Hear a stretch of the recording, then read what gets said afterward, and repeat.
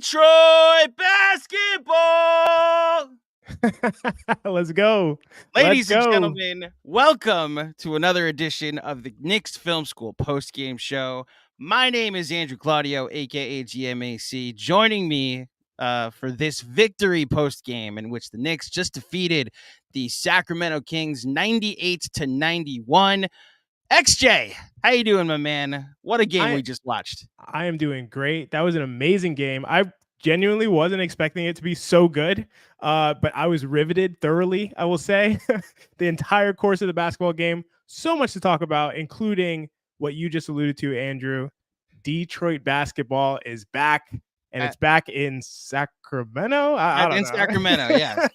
Shout out to Menta. Your campaign now can officially take off now that the Detroit Knicks have decided to enter the proceedings this season. We'll obviously talk about the contributions from Bojan Bogdanovic and Alec Burks, a very pivotal point in the fourth quarter. Knicks were down 4. Actually, weirdly enough, the stretch I want to talk about doesn't start with anybody that probably had the biggest impact on the game. We're going to talk about the two Pistons, obviously Jalen Brunson. My goodness, Isaiah Hartenstein. I've missed you so much. That's the guy. That's the guy we'll start with. But Knicks are down 79-75. I'm confused how they're going to score points with the lineup that's on the floor. And it's just it's the two Pistons, Deuce, who had a rough night, Josh Hart, who did the effort stuff but really wasn't contributing offensively, and Precious Achiuwa. Precious Achiuwa has a really bad turnover. It looks like it's going to be a pick 6, and he hustles back on defense to it's a chase down block. He gets credited with the stop. I don't know if he gets credited with a block, but that stopped the Pistons, the Kings, from going up 6. What followed was a 9-0 Piston run to give the Knicks the lead. And then Tibbs just made 2 subs. He put Brunson in for Deuce. He put Anunoby in for Hart. And he let the next 4 minutes go by where he just trusted his 2 Pistons, these 2 guys that have been much maligned. And the Knicks were able to stretch the lead out to, I believe it was about 9. It was 9 or 6. Then he closed. We can talk about the closing offense in those last 4 minutes, which may have some mixed reviews. But that stretch is really the turning point in the game for me. Obviously, we have to talk about Jalen Brunson and the history he made tonight. He becomes the 4th Knick ever to score 40 points in consecutive games, joining Patrick Ewing, Bernard King, and Carmelo Anthony. But I think you know where we need to start. Isaiah Hartenstein tonight. And the reason why the fourth quarter offense looking so bad, not really a fourth quarter offense looking so, there's really those last 4 minutes where it was like, Brunson, do something. That was really the offense. He went 0-4 from 3, and it looked as bad as it felt. But their defense was just, and it started with Hartenstein was shutting down Sabonis, and Anunoby would come help, Hart would come help, and he felt like he was in jail. Isaiah Hartenstein tonight, 7 points, 14 rebounds, 3 assists, and 5 blocks, a +5 in 28 minutes. This is the guy that many were making, maybe yourself were also making, Defensive Player of the Year arguments for, XJ. He's back. He's back. I could not be happier. We've been seeing little glimpses here and there. It's like, is that iHeart? Is that him? Is that Hartenstein? It's every other game or so, working his way back through. He played 27 minutes tonight, and we saw Defensive Player of the Year candidate Isaiah Hartenstein tonight. Tremendous job, not only on the defensive end, obviously the block shots, controlling Sabonis, who is one of the strongest players in the game. And we saw it when he went up against Precious Achiuwa, really just bullied Precious and just put him under the rim. It looked like unfair. It looked like how Julius Randle treats guys. And that's his doppelganger in a weird way, is Julius Randle, because they had that similar bully ball style. Couldn't do it with Isaiah Hartenstein. Could not do it with Isaiah Hartenstein. Nobody had their way with Hartenstein. He was back in full effect. The stockbroker, shout out to Mensa. He was just himself, and he was great. He only took 3 shots. Also allowed the Knicks to run some offense through him, giving Jalen Brunson a much needed rest, and just did really everything you could ask for. So he looked back to me. We'll see how he bounces back kind of the next game. I'm not sure if it's a situation where, the Achilles starts to get sore again. You pushed it a lot. You got to kind of, maybe his return won't be fully linear, but we see it, and it's coming at the right time, and that's why I'm so excited, because as long as the Knicks have Isaiah Hartenstein and somebody we'll talk about, I'm sure, OG Anunoby on the defensive end, you really can put anybody out there. You could put the two Pistons and Brunson. You could really mix and match whoever you want, because those two guys are a defense in of themselves. It's amazing. Yeah, they were pretty impactful, specifically in that stretch in the fourth quarter. Those last 4 minutes after the Bogey and Burks left the game, it was weird. I would go back and forth where it was like, oh my gosh, this, like, you took the two offensive guys out and look at what our offense has become. And then it's like, oh no, now they go to jail. Like, now the Kings just go to jail and we get the ball back eventually. Sabonis in the first half dominated largely, and I noticed a pretty long rest for Hartenstein. So I don't know if, like, so Sabonis had 18 points in the first half. I believe it, 18, and I forget how many rebounds. I'll look it up, but he had 18 points in the first half, just 3 points in the second half. Tibbs largely matched Hartenstein's minutes with him. Yep.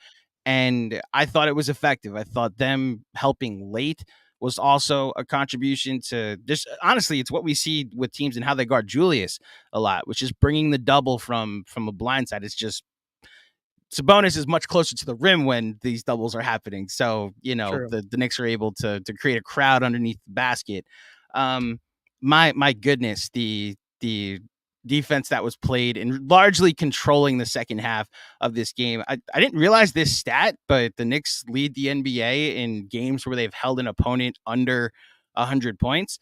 Well, that streak continues. 5 straight games holding a team under 100 points. It continues, honestly, since Jalen Brunson came back with that first game against the Orlando Magic last Friday. It's just been all uphill from there. The Knicks have won 3 straight since OG Anunoby returned. They're 15-2 in games where he's played.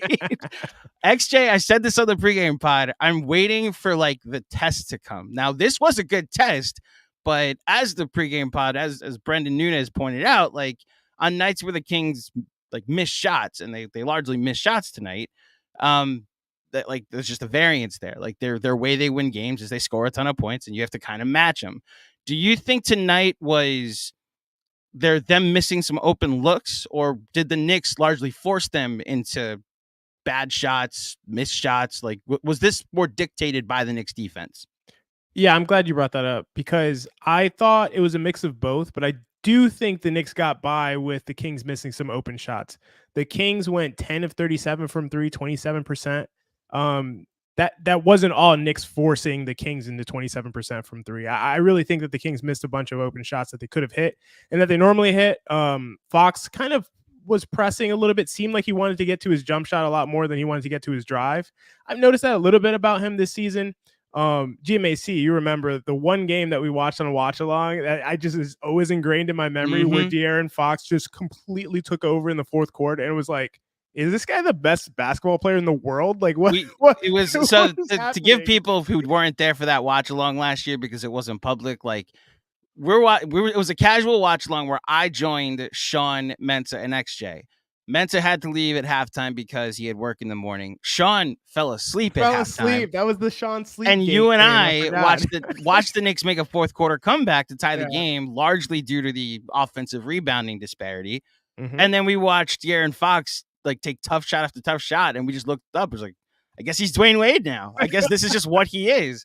Those shots weren't falling tonight. I do think they were forcing him in, as you mentioned, him trying to get to his jumper. Some tough fadeaways, some tough looks. He wasn't able to get to the rim as easily. I mean, largely the clutch player award that he won last year was some tough shot making in crunch time, and he did not make those shots in said crunch time tonight. We have gotten 10 minutes into this post game without really singing Jalen Brunson's praises, and for 3 quarters of this game, he checked back in the second quarter, and I wondered if he was going to get 50 tonight. If we're going to have back-to-back 45-point games, maybe this is another 50-point game. He finishes tonight with 42 points, 17 to 28 from the field. He also had 4 steals. Actually, they're not just like team steals either. I thought he actually was using his keeping his hands up, very active in passing lanes. We will talk about the officials at some point. I do wonder if Brunson, he tried to take a charge in the first quarter. I noticed this, and they didn't call it. And I wonder if he just said, you know what, this is like 3 games now. I'm just going to actually play defense. And he just suddenly looked, I was like, oh, wow, I got the ball. And, there was one where he just put his hands in the candy jar and got a steal. Yeah. And then there were 2 in the passing lane. So I thought an overall okay defensive game for Jalen Brunson, maybe even a good defensive game to go along with 42 points, all of which were needed since the Knicks only scored 98. Couldn't have said it better. I agree. I think Brunson's, and I really like that you started or at least really touched on Brunson's defense. I thought his defense was good. I thought his positioning was really good, and he was very active with his hands. His anticipation was awesome. He kind of looked like DiVincenzo out there at some points, like a much stubbier, less athletic DiVincenzo. I think Dante would say the same thing. Yes. Yeah. But no, I really liked his defense, and he was even able to keep Fox in front of him a lot. I noticed there were some. I know I brought up Fox already, and I'm bringing up again while I'm talking about Brunson. Obviously, Brunson was incredible. I also did notice that Fox wasn't as aggressive when Brunson was guarding him, but Brunson used that to his advantage. He was able to keep him in front, and was able to just hold up really well. And then on the offensive end, to me, this was the Brunson game. Last game, Brunson scored a bunch, but it wasn't like this is a tremendous game. No one else could do this. He drew a bunch of fouls, got a bunch of free throws, used a bunch of possessions. I didn't think that was the best Brunson game that I've seen. He did what he had to do because that's the only way they were going to score, but it wasn't the greatest. It was like a weird 40-plus point game. Tonight's game was like, it felt like he dropped 50. It was like incredible. He was doing everything and things that only he could do up until the last few minutes, when I'm assuming his legs just tired out. I even wrote down a note. There was a point when Sacramento, I think a really interesting point about how they guarded Brunson was they started in the drop. I thought they would stay in the drop, but Brunson was gashing them with mid-rangers. In that drop, and they were like, let's not do that anymore. They went to a blitz to cover the pick and roll, and they kept doing that. And then the last 5 minutes, for some reason, they went back. Sabonis came back in the game. They went back into a drop, and Brunson immediately hit a dagger 3. And I was like, okay, this is a wrap. Brunson is on one. It's over. There's no coming back from this.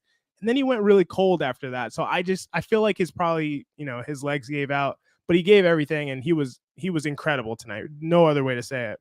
To your point, 15 of 17 from the line last game, and that's largely how he got his points. I thought there were some iffy possessions where he just, like, he was in the, I don't want to fully relitigate the Portland game, but I don't want to call him selfish, but there were possessions where you thought they could have got a better look, and he was just like, no, I'm getting to my spot because these are the Trailblazers.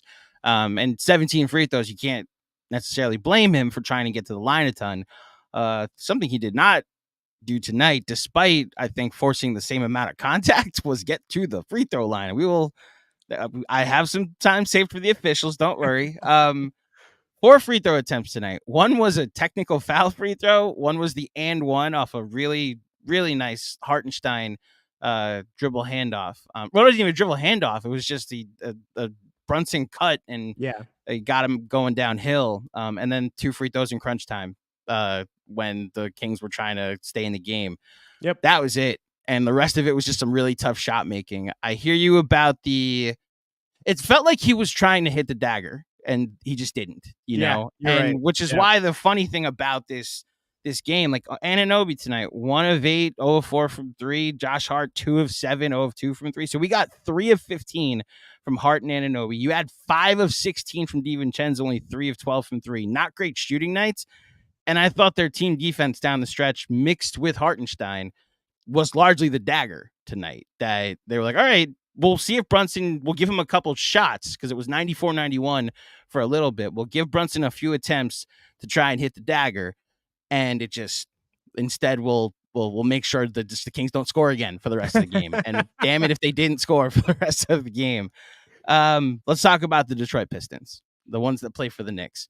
So, Benji Ritholtz, who is commonly referenced on this pod, our good friend and X's and O expert, sent out a tweet after their stint in the first half that there were signs of life, and maybe this is, the game that they start to turn around and build on it.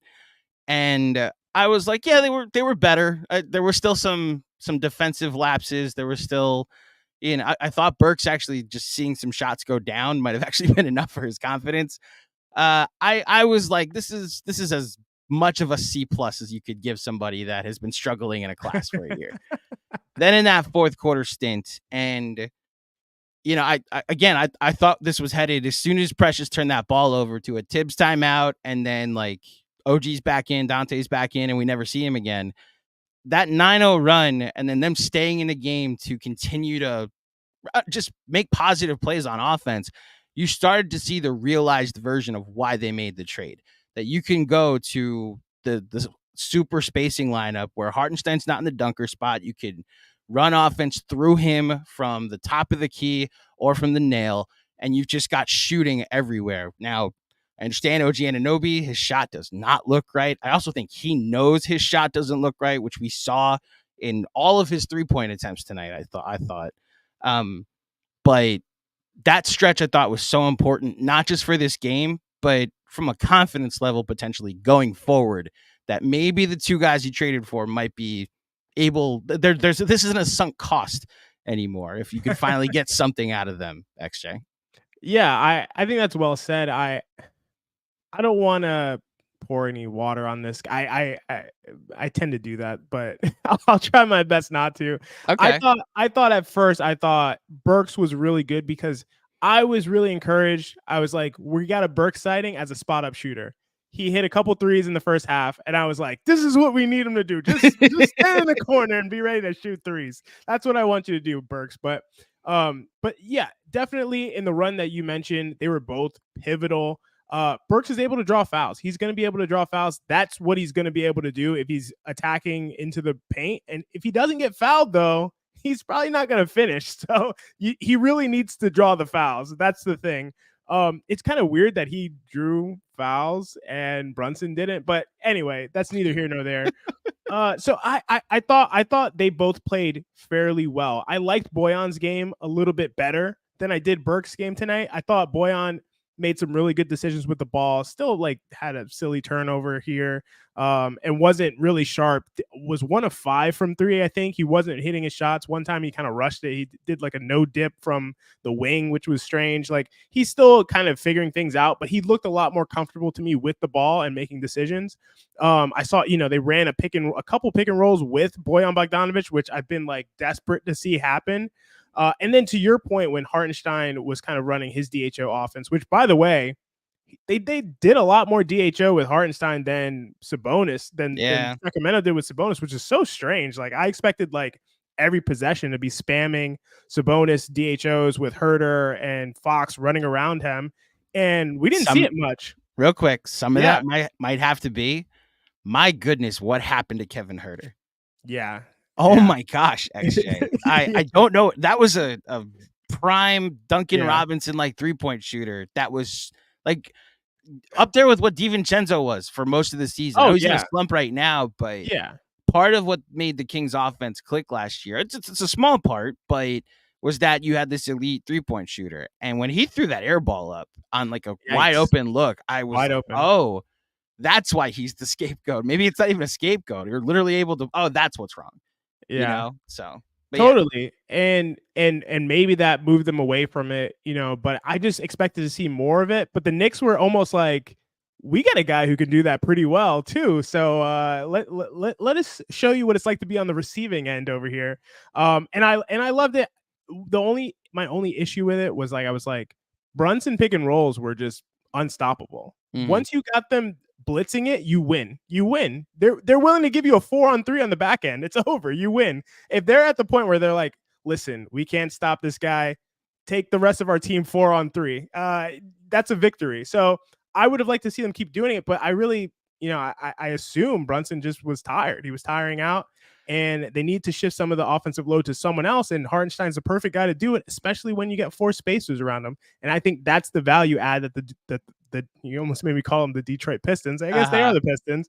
That's the value add that they have. So yeah, the blitzing that the Kings were doing tonight, because I'd noticed that I think that's largely what caused Brunson's couple of turnovers tonight. I know he had a bunch of turnovers. Honestly, this isn't a game I'm going to complain about them, but there were moments that because they were blitzing with Sabonis, and then when he wasn't there, it's Len. So there may just quite literally be a height thing where because you're bringing a center over, Brunson being 6 feet tall, it's just tough to throw it over or even slip it past the height disadvantage that to lead to the. I mean, you saw it when they were able to. The one that stands out is OG Anunoby's bucket tonight, where it was a Josh Hart bucket. It was a Josh Hart bucket because OG Anunoby scored the first points of the game and then didn't score the and rest then never of the scored game. again. Yeah, it was a dunk.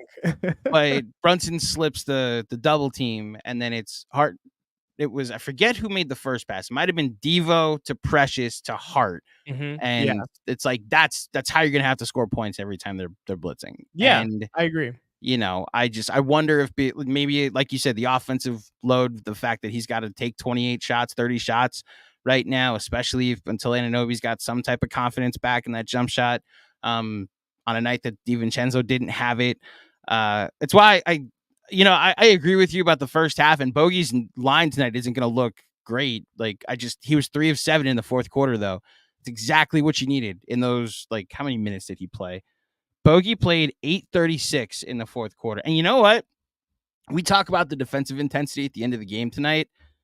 Giving Josh Hart, never mind. He played 7 minutes in the fourth quarter. I was like, oh, he got a nice long rest. Like, no, he got like 4 minutes off is what he got. That's a long rest for him. Yeah, he played under 40 minutes tonight. So, but like DiVincenzo only had to play 3:24. So you don't know if those extra 3 minutes that Alex Burks was playable, actually helps in and you know what? The fact that they're ball handling or them taking jump shots, the amount of bullets you're saving for Brunson. It's a trickle down effect when you have guys contributing.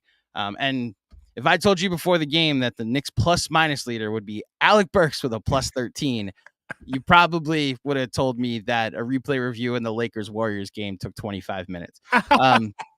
That happened tonight for those wondering why I made that reference. That's literally happened tonight. Yeah. I turned off the game with 4 minutes left to focus on the Knicks because their game started and it was halftime and the Lakers game was still on. So let's mention the officials before we get to the super chats, because go for it. The league, they can say whatever they want. There clearly was maybe not a mandate, but a suggestion that they start letting them play a little more. And I know I can already see the super chats. There's going to be people that say like the Knicks got no calls tonight. I saw 2 teams complaining about the referees. So I have no idea if I can fully jump on the fact that, because you mentioned that Brunson wasn't drawing fouls, but Burks was. First couple possessions of the fourth quarter when Burks drove, I was like, oh, he got hit on his arm, but they're not calling it. And then Bogey got hit on his arm, but they're not calling it. So look, I want to say also Sabonis was getting kind of hammered down there too, and no calls. That one last play when Sabonis got the ball and OG was the one who rotated to step up, and Sabonis puts a nasty shoulder into OG's chest and he goes backwards about 2 feet, but then OG held his ground, and then all you see is like OG swiping, Hardenstein swiping. I think it was DiVincenzo who came up swiping, and then Sabonis got called for a travel. I was like, I'm pretty sure he got fouled there, but yeah, it was just kind of, I don't know. I agree with you. I think there's something going on with the refs. In my opinion, it's probably some situation where they had the meeting with the league and they're like, listen, these are the things that we're de-emphasizing now. Don't call these types of fouls anymore. And that has a big ripple effect on all of the calls that happen, especially if they're common foul calls. So I don't know. I think it could be something like that, but I thought it was kind of on both ends. It's more obvious on the Knicks end because when you have Jalen Brunson, who's initiating, getting into the paint constantly, is smaller, and we all know that he gets hit a lot. When we see those calls go uncalled, it seems more egregious, and I think it was egregious on the Brunson end. But I also thought that the Knicks got away with some fouls against the Kings too. So I'm not saying it was balanced, but I think that it was kind of clear that both teams were unhappy with the situation. I thought there was a moment specifically in the third quarter where I just thought the Kings were playing well defensively. And I had some people reply to a tweet I sent out that just like, yeah, they're allowed to foul tonight. And it's like, all right, sure. But I also think their game plan is sound. And part of that was them blitzing and no longer being in the drop, right? The Knicks are a much better defensive team, but they're also a more physical team. So potentially them being more physical led to more free throws, where the Kings, their best defensive effort is still not very physical. So as a result, there may not have been as many opportunities to draw as many fouls. Look, at the end of the day, this is a solid win. It's a solid road win in Sacramento. The Knicks have won 40 games before they've lost 30. This is the second year in a row they've done that, and I don't remember the last time that's happened 2 years in a row. And if you look at the standings, man, I'll just pull them up real quick. The Knicks remain the 4th seed, just 2 games back of Cleveland for the 3 seed. And I'll just say it, 3 games back of Milwaukee. We'll see if we can get some help from them. Milwaukee has the season series, so it's tough to really say that they're within reach. But my confidence is growing more and more that if this team with this version is healthy, this is a second round team. And, I know their opinions can differ of whether we should bring Randall back or whether we should just clone OG Anunoby. I personally think in this new world where bully ball is king, that's perfect for Julius Randle. True, very true. And there may be a pretty fun ceiling on this team. Any other thoughts before we go ahead, XJ? Yeah, because I want to comment on the comment that you made, which I thought was so insightful when you said this doesn't look like a bottom 10 defensive team. I have a suspicion that this is not really a bottom 10 defensive team. I think they're a good defensive team. So one thing is I think that they made some of the trade-offs that we've seen the Pacers try to do so far this year by saying we're going to have a slightly worse offense. And obviously their offense is pretty similar to what they were producing last year. But in the context of the league, they're not the best offense in the league, obviously. So I think they made a little bit of a trade. We're going to have a slightly less good offense to have a better defense. And their defense is better. I think they'd be getting unlucky.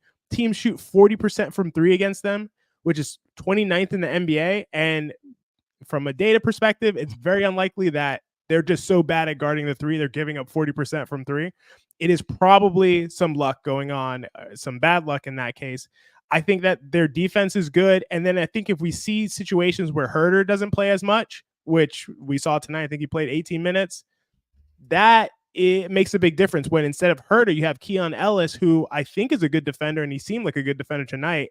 And then you have Davion Mitchell as well, who can play good defense in spots. So I just feel like this team doesn't seem as bad defensively as their reputation. And then it's really interesting because I was expecting a big battle on the boards. These are the top 2 defensive rebounding teams in the NBA. And we kind of saw that. But I think that the interesting thing about the Kings is that they give up a ton of mid-range shots, especially short mid-range shots. And they defend the rim really well. I think, and this is just kind of speculation, I think that they defend the rim essentially by making short mid-range shots look appetizing. So they're kind of like, you want to take that? Look, you got it. Go ahead. It doesn't it look nice? It's not a good game plan against Jalen Brunson because he's like, yes, I would like to take that, please, thank you, and I will make all of them. But in general, I think it's a good game plan because the way that the Knicks used to play, especially last year, they take short mid-range shots, but then they get offensive rebounds and they beat you up that way, all the way to a top 3 offense. But on the other end, for Sacramento, they give you those short mid-range shots, but then they get every defensive rebound. Yeah. And that's the big difference. So I actually think this is a good defensive team. It's a sneaky good defensive team. And so I'm really I might be higher on this win than other Knicks fans who have watched this game and kind of like, we shouldn't have struggled this much with Sacramento's defense. I think Sacramento's defense is solid if you don't make threes at a high clip. I'm not qualifying wins if you're seeing that anywhere. I'm not even saying you're saying I'm doing that. I'm just no, I'm not saying you're doing that. I'm telling anybody that said that I disagree with them. So to your point about the Kings, they have jumped as far as defensive rating is concerned. Now they're 19th, by the way, but they're like, it's 115.8 and they're a stone's throw from the Clippers, who are 114.8 at 14th. So that's a middle of the road defense in the NBA. They're like maybe another 98 point game away from potentially jumping even higher. Look, I thought the Knicks had to work for their points tonight, which to your point, that's because of how the game was officiated, but also how the Kings were playing.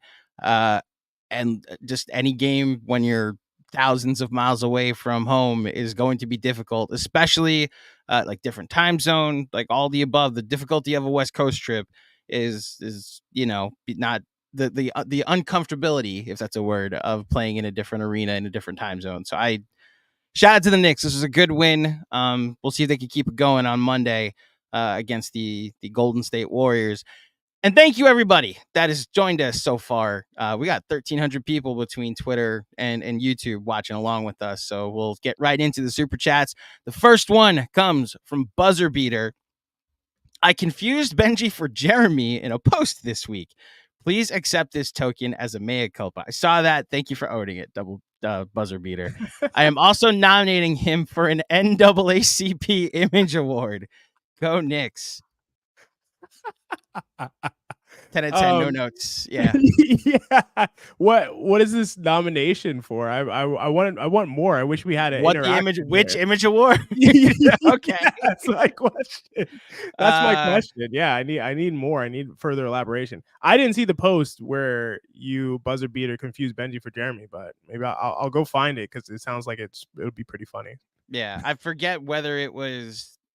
I forget the context, but I saw it and was like, oh, yeah, that happened. Okay. It's unfortunate. Thank you, Buzzer Beater, for getting us started. Sam Garcia, props to Chef Boy AB. He showed out tonight. That's a great nickname. I've never heard that one. I love that for him. Yeah, I really like Burks' game. I really love him as a spot up shooter, but he did his thing when he had the ball in his hands, when he had to have some pick and roll, when he needed to get into the paint, when he needed to make a mid-range jumper. He was able to hold his own and didn't get roasted on defense too much, which was shocking to me. I saw Fox look up and be like, is Alec Burks really guarding me? And then like actually roast him a couple times, but Burks also held his own a couple times too. So yeah, I thought it was a great overall performance for him, especially in the context of what he's done so far with the Knicks. Yeah. Thank you, Sam Garcia, for your contribution. MD_HDZ. Don't know what that means, but thank you for the contribution. Teams keep thinking they can come at us with physicality, not realizing we give it back tenfold. Shout out to Brunson with another masterclass. Yeah, that's how we talked about them letting the teams play. I've asked myself, because of how, like, let's just call it what it is. Brunson has benefited from the ability to draw fouls, and I know around the league, I've seen some mentions of Jalen Brunson that he's as bad as Trae Young. I disagree, because I believe there's a footwork ability for Jalen Brunson that is just flat out more elite than Trae Young. However, this benefits the Knicks if they're going to allow this type of physicality into a game. This is honestly what playoff basketball is going to look like. It's weird that they're allowing it now, but I mean, Fred Katz tweeted out during the game, I prefer this version of basketball, to be completely honest. I don't know about you, XJ. I mean, honestly, I think I'm just a huge basketball nut, and I think it's kind of beautiful either way. I could see the beauty in either style of game. So I don't have too much of a concrete preference. Maybe I like the kind of, I'm fine with the fouling, honestly. And I know I'm very much in the minority here. Everybody hates fouling. I think that if you have an advantage, if the rules give you an advantage, you must take advantage of it. Like, I think you have to. And honestly, I think if you don't, and actually Steph Curry, I think, is somebody who doesn't do this. He doesn't try to kind of exaggerate contact. He always tries to play it off like he's fine. I'm like, if you're not doing it, you're kind of shortchanging your own team here. Like, you have to do everything you can to win, and fouling, getting to the free throw line, is the most efficient way to score in the game of basketball. So if they're calling it, you got to do it. If they're not calling it, you play the way that they're not calling it. So to me, you go either way. And the fact that Jalen Brunson is able to do that, I think, makes him extremely valuable. And his physicality is completely underrated, in my opinion. The way he's able to take a punishment and give it back, just like MDHDZ is saying. I think that's awesome for a small guard to be doing in the league day in and day out. I always worry about him every night. Every night I go to bed, I'm like, oh, Brunson's okay. But at the same time, he seems like he can handle it, and he gives it out the same way he takes it. So I think it's great. I think it's great either way. If he's going to draw fouls. If they're not going to call the fouls, finish through contact. I agree that if the rules allow it, it's a smart thing to do. This is an aesthetic thing that I'm specifically referencing. I understand what your aesthetic is like. Do whatever it takes. Efficiency. Yeah. If it allows it. Efficiency. If they're not sitting there with a radar gun, then you might as well go 120 miles an hour on the highway. Amen. Yeah, man.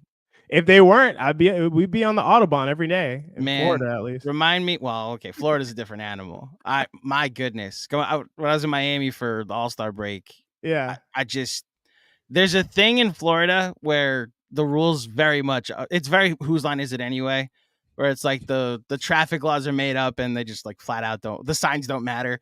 I'm like, sure. I'm in a rental, so I'm just like, okay, I'm one of you technically. Please look out for me. And it's like I used to joke around in Virginia when I lived there that the rules of people in Virginia only pay attention to like a box that's 1 foot up out from their car. So you only if you enter that are they like, oh, I have to stop. Oh, I can't swerve. Oh, I can't this. Florida, they're just like, you're in my way, move. And like if you're in the lane right next to them. Anyway, I've talked. Y'all are crazy. It sounds like It sounds like And again, all it took was 1 week. Yes. If there were no state troopers, I-95 down in South Florida would be the Autobahn. I promise you. Mm-hmm. Thank you, MD. Busy. We've got a couple for busy tonight. I can already tell that they're a little spicy. Bogey, first of all, thank you for the very generous contribution, Busy. Bogey and Burks must have heard me talking shit about them the last few days. I hope they bottle this game up and take it with them. We need to see more of this. Best part is that Hart and DiVincenzo can get some rest. Well, DiVincenzo only played 30 minutes, so I'll say that. Josh Hart, yes, he got some rest. Played 39 minutes tonight. That's a rest for him. Listen, that stretch where he sat in the fourth quarter, I was like, oh, Josh Hart got more than like a water break in the fourth quarter. And then, of course, Tibbs put it back in for the last 4. Look, I'm at the point where this is just Josh Hart seems to be fine with these minutes. I have no idea if this is eventually going to come back to bite them, but this is part of the identity. Like Josh Hart, I think this is like the most illuminating crossover I've done this year is when I went through the chase down and I was like, why did they take Sam Merrill out in the fourth quarter? And he was like, well, he was at the end of a very long shift. And it's like, oh, you could do that. That's right. I forgot the other teams actually only play guys like 10 minutes in a row. And it's like part of the Knicks identity that like Josh Hart played the first 16 minutes of the game. That's just like we saw quickly play the final 16 minutes of a lot of games. That's just like part of what they do. So, maybe adding 2 more contributing pieces, 18 minutes for Burks tonight, 24 for Bogey. That'll play. That'll absolutely play. I agree. I would, and this is nitpicking at this point, I would like to see them staggered a little bit, Bogey and Burks. Like, I don't love when they play together, even though they had the little run together. I don't love when they play together unless OG is out there with them, kind of like insulating them and protecting them, holding them in his cocoon. Otherwise, it's a little bit sketchy to me, but they were able to hold it down today, and I give them all the credit in the world for that. Bogdanovich is a bad defender, but he gives effort. He tries, he fights, and I like seeing him being feisty. So I give him all the credit in the world for that. And Burks, actually, I wanted to ask you, Andrew, did you see what grade Benji gave them each tonight? I'll filibuster while you look it up, because I'm thinking I didn't think it was as great a game from Burks specifically as I think is the consensus here, but I did think it was good. It was definitely his best game as a Knick, I'll say that. And primarily it was his work in the fourth quarter. But so let's go through Professor Ritholtz's grades for tonight. Jalen Brunson an A+, DiVincenzo a C+, Josh Hart a B, Anunoby a C, Hartenstein an A. Oh, an A+ for Brunson. I just realized that. His really gives out an A+. It was. McBride a B-. I'm actually surprised about the B-. I thought McBride was specifically shook on offense tonight. Yeah, not very good. Actually, real quick, before you go through the rest, there were like 3 possessions where the Knicks could not get the ball inside the 3-point line. Yep, and it was never went through it was primarily McBride dribbling around and passing it and getting it back and being like, well, what do I do with this? Like, it was probably, I didn't think it was a good McBride game. It looked like rookie, or honestly January McBride, where it was like, your shot's not falling. Like, what do you do? The comp, unfortunately, that I wanted to make was play off quickly, but I don't want to pile on quickly there. But that's just like, deer in headlights. It's like, all right, I got Yeah. here. Now what is Right. the way he played tonight? The rest of it. So Ducey gave a B minus. Burks got a B plus. Boyan got a B minus, and Precious with a Wow. C. So All right. Yeah. Well, maybe I'm wrong. I like the Boyan grade. I didn't think that Burks was that great, but hey, grading on the curve maybe here. that's exactly what I was gonna say. We may be grading on a curve here, but point is, This is fair. what we saw from Burks in the really the whole game. Honestly, I thought he was. I'll disagree with you. Actually, I thought for what he totally needs to fine. be, Yeah. I thought he did his job tonight. The job that you traded for him, I was like, oh, we're getting an Alec Burks game. 12 points off the bench and a plus 13. I'll take it. Thank you, Busy, for the contribution. Appreciate it, Busy. Keith with the super chat. How you doing, Keith? Gritty win. Jalen is insane, but we know that. I want to show love to the defense we played on Sabonis down the stretch. We showed our toughness. Felt like a playoff game. Shouts to KFS. Keith, hopefully you sent this before a monologue and you weren't piggybacking, but we obviously co-signed, Have we talked about Jalen Brunson enough? Honestly? Not in this game. No, honestly. This was just... So was this Brunson's second best game of the year? The 50-point game in Phoenix, I think, was, in my opinion, potentially one of the best games that anybody has had this year. And that's including, Luka's insane 73-point performance, Karl-Anthony Towns' 63-point performance, whatever it was. It's up there with some of the best performances we've seen this year. So I think that's kind of untouchable. I would say this could be his second best game of the season. He was incredible, unstoppable. When you add in the steals that we rarely see from him and just kind of the two-way effort that he was making, I think it's up there with one of his best games of the season, for sure. So the two candidates are the Detroit game, not the one that they very much almost lost, but in the midst of the Detroit losing streak, he had 42, 6, and 8 and hit 7 of 12 from 3 that night.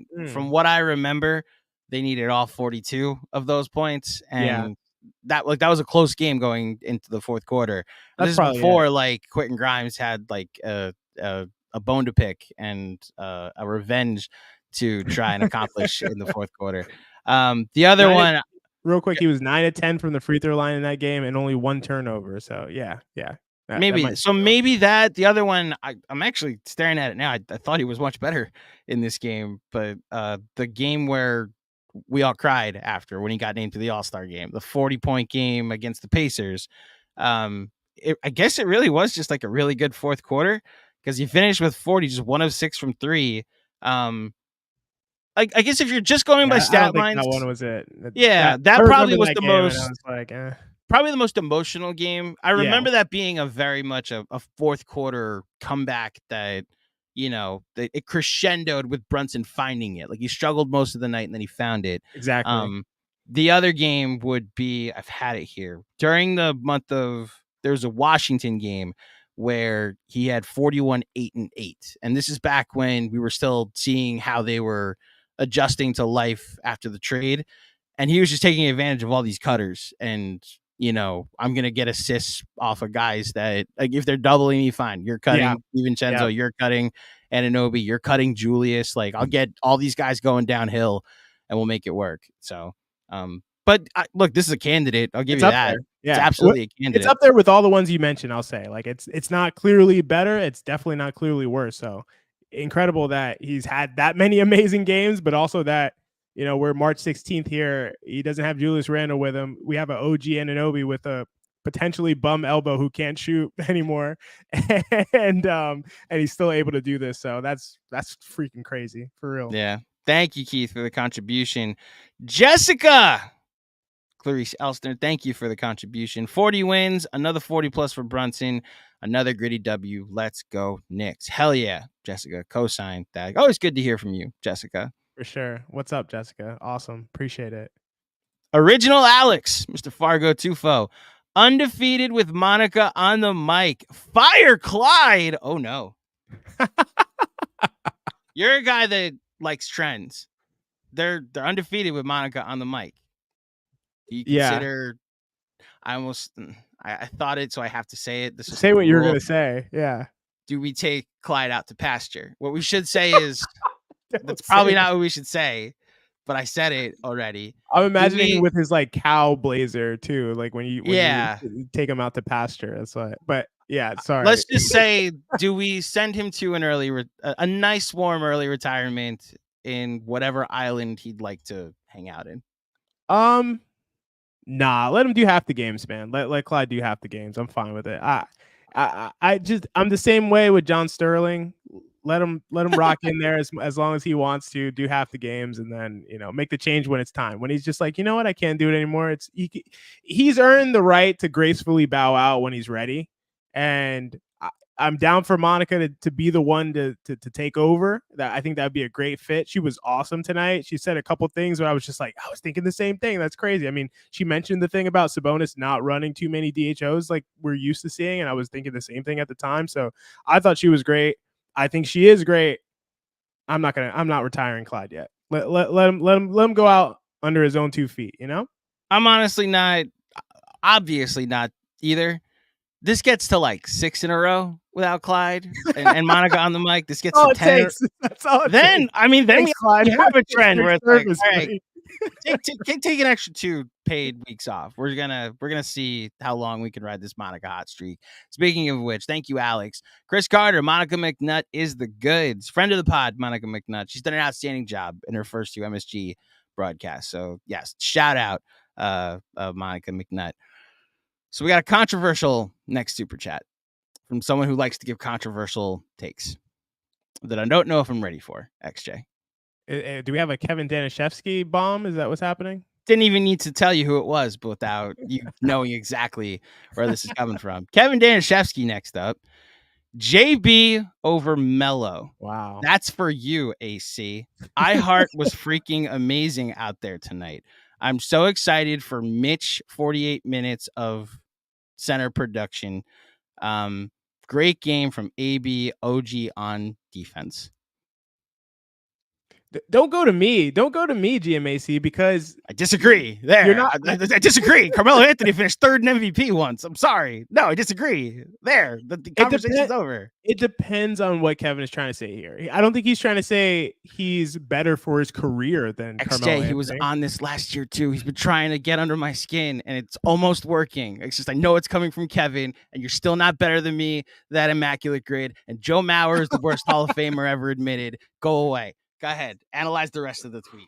Okay. No, the rest of the tweet. So I don't think he's trying to say that, Brunson is better for his career than Carmelo Anthony. That'd be preposterous. But you could make the argument that this year's Brunson has had a better year than Carmelo's best year in New York. Like you could argue that. You could argue if you're specifically going to like, he's been more efficient. He's hitting more threes. Like if you're just I'm saying comparing the errors. I'm saying error for error. Like not just like, hey, look at his stats and compare it to the stats of the modern day. I'm saying look at the error, look at his comparisons to his peers, and look at Brunson's comparisons to his peers. I think you could argue it.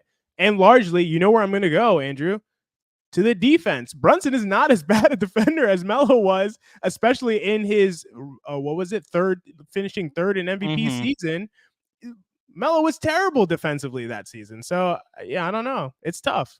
I don't think I know what the impact metrics say, the ones that were available back then.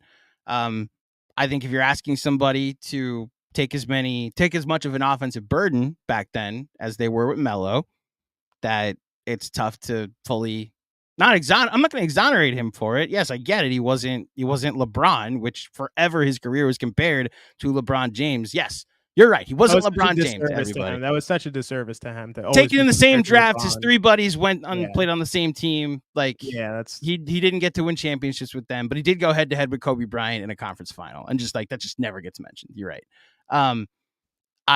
I think we can praise Jalen Brunson without trying to relitigate someone finishing with a 2 seed and the 3rd place in MVP. I think we can do that, Kevin. I know you want to because John will think it's funny, but we can just call Jalen Brunson awesome and say Carmelo Anthony was awesome and drag the 2 seed to the second round to 54 wins. Okay, we could do that. I think Jalen Brunson's awesome. He's my favorite player since Carmelo Anthony. What would Brunson have to do to surpass Melo to you specifically, GMAC? That's my question to you. What would win a championship? Is that the only way? Yes, but that's the only way. Get to a finals, like even. I mean, the conference finals this year even could put him in conversation. I've already said that. Like last year, I put ahead of the 54 win season. I put this year if they were to get to the conference finals. I mean to you, just like for, I'm not talking about data. I'm not talking about like I'm saying to you in your mind, get like to a finals. Jalen Brunson being the guy for you ahead of Carmelo Anthony. Get to the finals. And I honestly still don't even think like Pete Alonso could win the World Series this year. I'd still have David Wright over him. Like that's fair. There's a sentimental attachment to players that isn't results based. You know, like I know we've gotten to that point in basketball analysis, just sports analysis in general, where I'm not even accusing you of this. I'm saying like in general, it's what have you done for me, and what is the furthest you've gotten for me. And I'm just like, I enjoyed watching Carmelo Anthony play basketball. How do they create that? Like how could Brunson create that sentimental value to you is what I'm saying. Why can't he join Melo in the same tier? Why do I have to pick one? I don't get the question. Why do I have to like do that? I have a favorite. I like this hat, right? I really like this hat. Sure. I like this hat too. That's a sick hat. Two really nice hats. One fits better. Which is your favorite, dude? Hat. I like blue. I like blue. Okay. This might fit better. It might look better with other clothes on, but I like this hat more just because. Why can't I just like both? You could like both and have your favorite, whichever one it is. You're totally entitled to that. Thank you, Kevin. Thanks for starting that conversation, Kevin. Keith, one more thing. AB and Boyan showed signs of life late. Yes, we talked about it a lot tonight. Thank you, Keith. And yes, sir.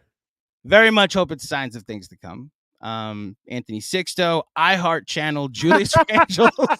Let me read this. Let me get it all out. iHeart Channel, Julius Randle's hatred of Sabonis tonight. Yeah, he beat him up in certain aspects. He did. I love this comment, Sixto. Like he did the Sabonis to Sabonis. He bullied him, especially at the end. In the fourth quarter.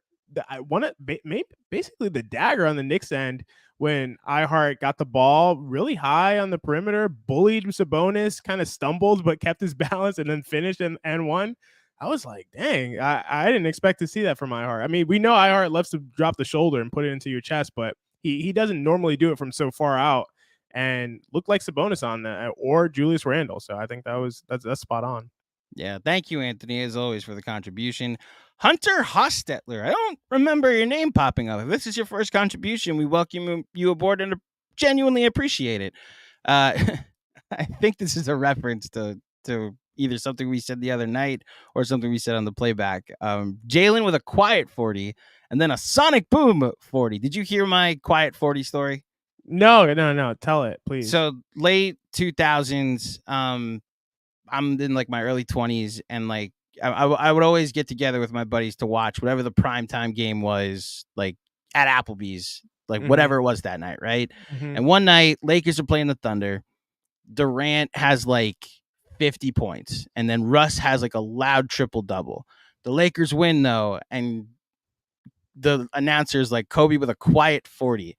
And we heard it was like, 40's not quiet. What are you talking about? So it's games like that where Brunson had like a quiet 45. Got it. Or what I'm referencing. So yeah, got it. I think that's what Hunter's referencing. If not, then we just both have made the same reference.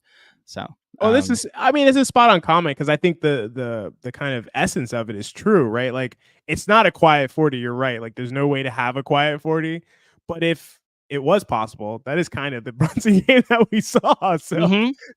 more points last game, and this was still a better game. It was way better game. Yeah, I wouldn't even say they were close. So I love the essence of the comment. I think it's totally right.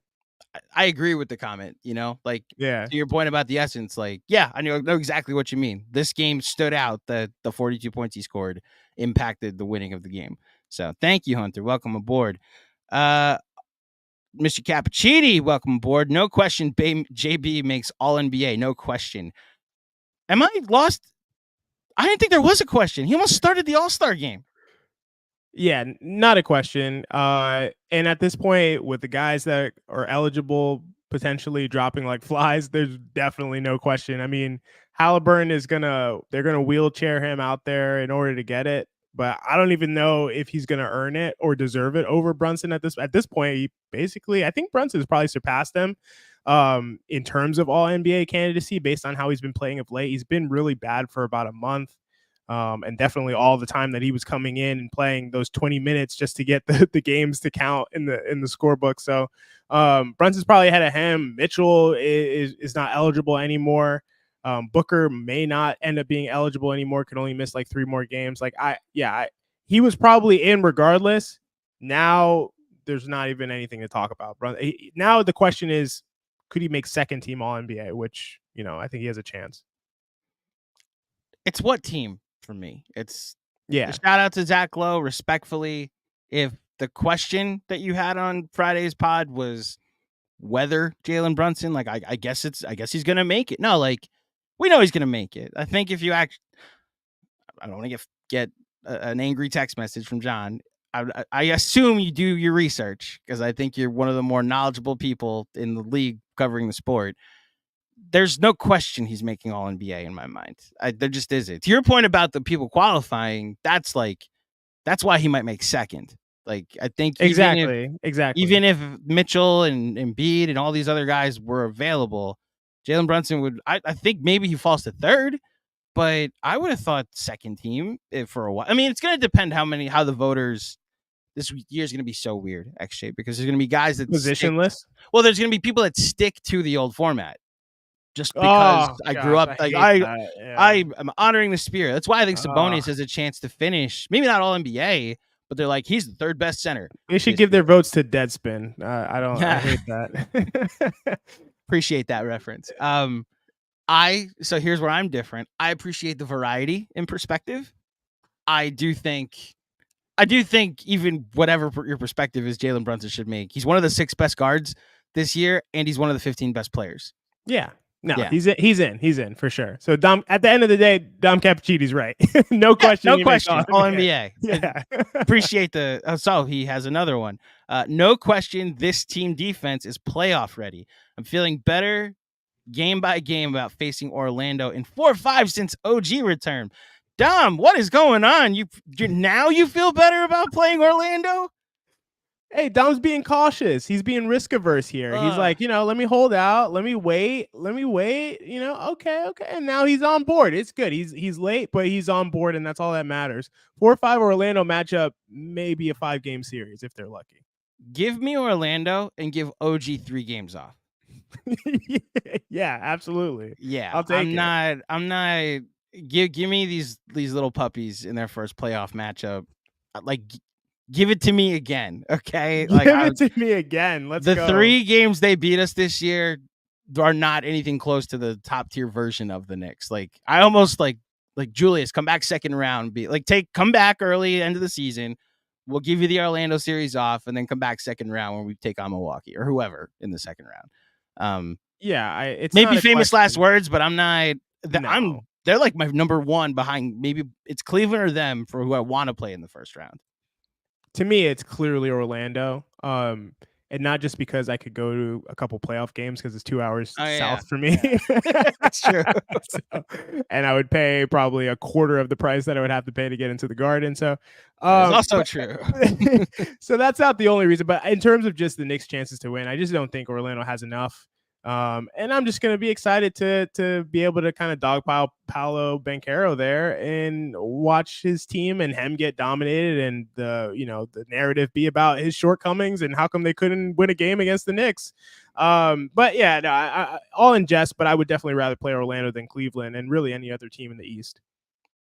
Cosign. Thank you, Dom Cappuccino. I hope your confidence is continuing to build. Indeed. Wilton Moran. The D was ferocious tonight. Phrasing. Let's go Knicks. Let's go KFS. Yes, that D was ferocious tonight, especially in the end of the game. What? Yes, that is factually accurate, GMAC. And thank you, Wilton, for your comment. And looking good there, Wilton. You're looking Yeah, like you're a dressed for lawyer over success. there. You're crushing it. Yeah, that's either a Yeah. politician or a lawyer. Only two things you can wear. Only two potential options. But yes, the D was ferocious, and I think honestly, as long as OG Anunoby is there and Isaiah Hartenstein is there, I genuinely believe those two are the key to the defense for the Knicks. You can throw out any three guys around them, and they will be amazing because of what OG does on the perimeter and what Hartenstein does in the interior. There's not a combination like that. They're perfectly synergistic together, working together on the defensive end. And we don't see a lot of teams who have that kind of pairing. So I think the Knicks are kind of uniquely positioned to dominate defensively because of those two. And then when everybody else kind of plays hard and buys in and really focuses and locks down, as we'll see them do in the playoffs and in playoff type games like this one, the D is going to be really hard to beat. Really hard to beat. Really hard D is what we'll see. Let's just hope they keep it up. They'll keep it up. I'm sure they will. They'll keep up the hard D? They'll keep up the hard D. Yeah, I know what I said. Yeah, they will. Okay. I'm confident in it. Okay. Thank you, Wilton, for the contribution. Vote for you. Robert Cross. XJ is my favorite analytic and the only one I like on Knicks basketball and basketball in general. Damn.